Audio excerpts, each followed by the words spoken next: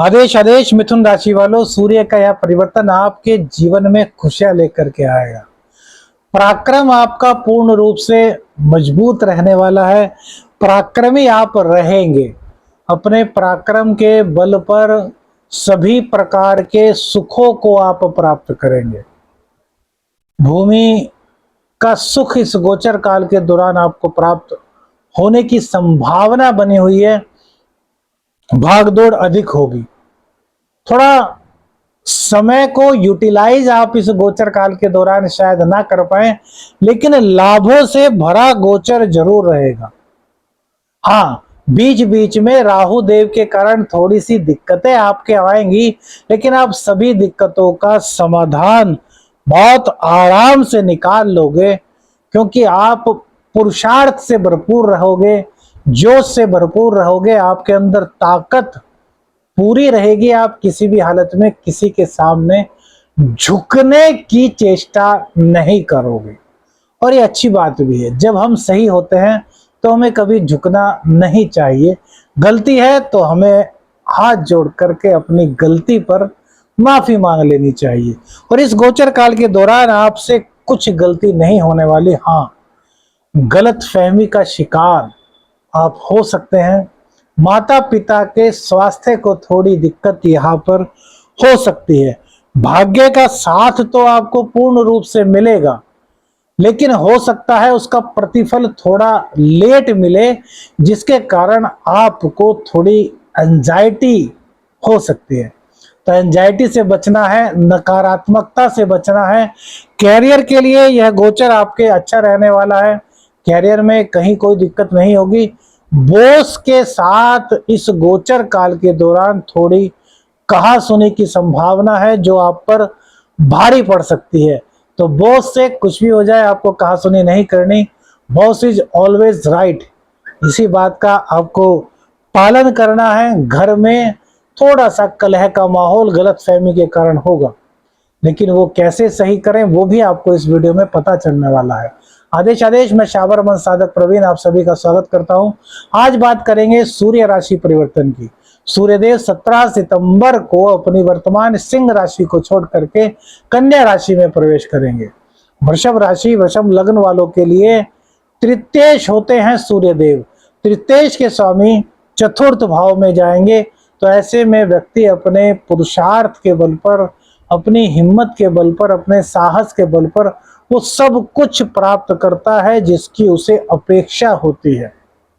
अपनी डिजायर्स को गेट करता है अपनी एबिलिटी के आधार पर, अपनी एबिलिटी के बल पर।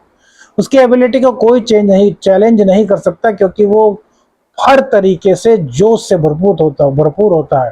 थर्ड हाउस हमारे पराक्रम का है, हमारे जोश का है, हमारी हिम्मत का है।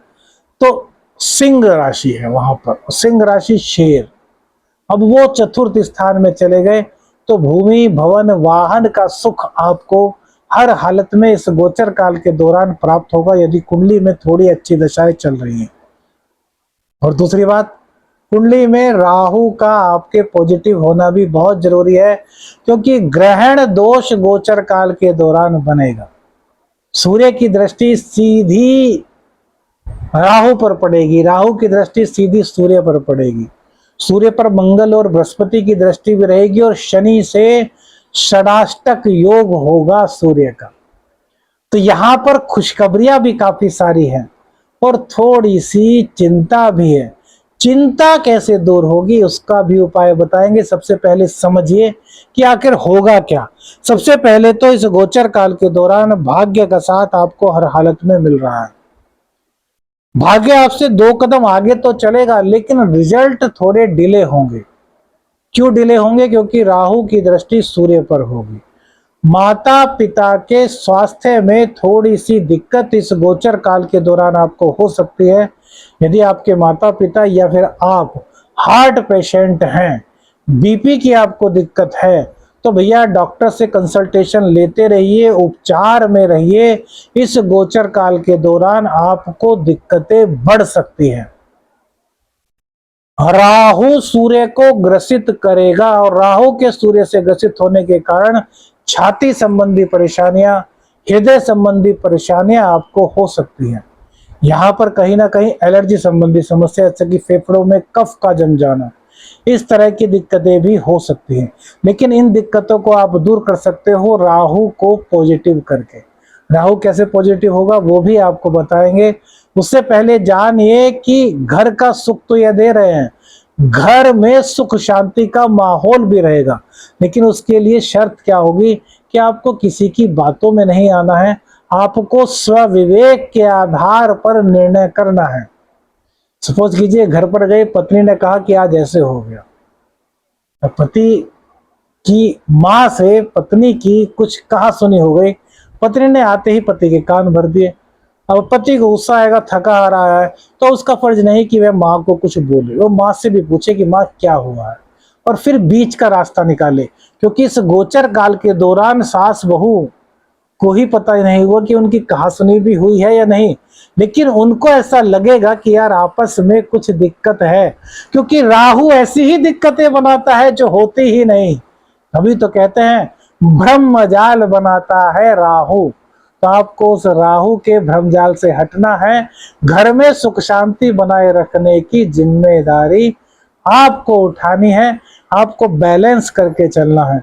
माँ का स्वास्थ्य अच्छा रखना है, पिताजी के स्वास्थ्य का ध्यान रखना है। सुख आपको मिल रहा है। इस गोचर काल के दौरान भूमि खरीदना चाहते हैं, भूमि के योग बन रहे हैं, भूमि भवन के योग इस गोचर काल के दौरान बन रहे हैं। वहीं कैरियर को लेकर के यदि कोई दिक्कत थी तो कैरियर की दिक्कत इस गोचर काल के दौरान आपकी समाप्त हो रही है। रोग रिपु ऋण दूर हो रहे हैं। हाँ, जीवन साथी से भी थोड़ा तकरार आपके गुस्से के कारण हो सकता है, तो गुस्से को आपको अपने काबू में रखना है। हमने कहा ना कि घर में शांति बनाने के लिए स्वविवेक का आपको सहारा लेना है, और स्वविवेक तभी आएगा जब आप अपने गुस्से पर कंट्रोल कर पाएंगे। अब दूसरी बात पर आते हैं कि क्या इस गोचर काल के दौरान प्रमोशन हो सकता है। देखिए, प्रमोशन के चांसेस तो इस गोचर काल के दौरान हैं, लेकिन हम कहेंगे कि भैया 2 महीने 3 महीने रुक जाइए। 3 महीने बाद यदि आप प्रमोशन लेते हैं तो वो आपके लिए बहुत कल्याणकारी रहेगा, क्योंकि इस गोचर काल के दौरान ग्रहण दोष बनेगा। अगले गोचर काल में सूर्य नीच के रहेंगे, उससे अगले में सूर्य छठे स्थान में चले जाएंगे, और जब सूर्य सप्तम में होंगे तब यह आपके लिए बहुत अच्छा रहेगा। जीवन साथी के सहयोग से आपका उस वक्त प्रमोशन हो जाएगा। अब बात आती है बॉस के साथ संबंध कैसे रहेंगे। तो देखिए, यदि आप नौकरी करते हैं तो बॉस आप पर थोड़ा सा काम का बोझ अधिक ला देगा, तो आपको उसको बड़े आराम से कर लेना है, क्योंकि आप करेंगे, आप कर सकते हैं। मंगल देव सीधे आपके लग्न में बैठे हैं। मंगल की दृष्टि आप सूर्य देव पर है, गुरु की दृष्टि सूर्य देव पर है। ज्ञान है आपके अंदर, गुस्से को कंट्रोल करने की शक्ति है आपके अंदर, और सभी प्रकार के कार्य करने की शक्ति आपके अंदर है। और जब वो आप काम कर लेंगे तो बॉस को अपनी गलती का एहसास होगा, और बॉस आपको उस कार्य के लिए पुरस्कृत करेगा, और आपकी साख बढ़ेगी, आपकी प्रतिभा बढ़ेगी, आपका पद बढ़ेगा। अब क्या उपाय करना है जिससे कि दोष समाप्त हो। तो राहु का सबसे पहले उपाय नोट कर लीजिए। नीला कपड़ा ले लीजिए, नीले कपड़े में थोड़ा सा सूखे वाला जो नील आता है, जो कपड़ों में डाला जाता है, वो नील डाल लीजिए।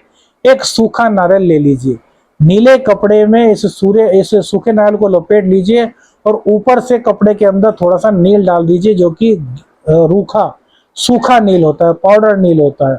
इसके बाद अपने सिर से इस नारियल को 7 बार एंटी क्लॉकवाइज उतारिए और चलते हुए दरिया में प्रवाहित कर दीजिए। यह कार्य आपको बुधवार को करना है, प्रत्येक बुधवार करना है। इससे बुध की ताकत बढ़ेगी, राहु की नेगेटिविटी हटेगी, राहु पॉजिटिव होगा, और सूर्य देव पर ग्रहण का जो साया मंडरा रहा है वो धीरे धीरे धीरे धीरे कम होता चला जाएगा। आदेश अलख निरंजन। हर हर महादेव।